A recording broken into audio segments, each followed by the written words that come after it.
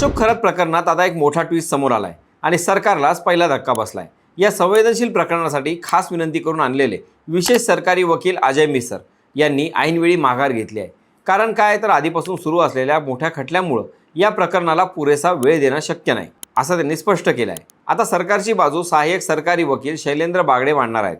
पण इथेच प्रश्न निर्माण होतो, एवढं मोठं आणि गाजलेलं प्रकरण, त्यात सतत नवीन खुलासे, अशा वेळी मुख्य वकील मागे हटणं म्हणजे तपासावर परिणाम होणार का?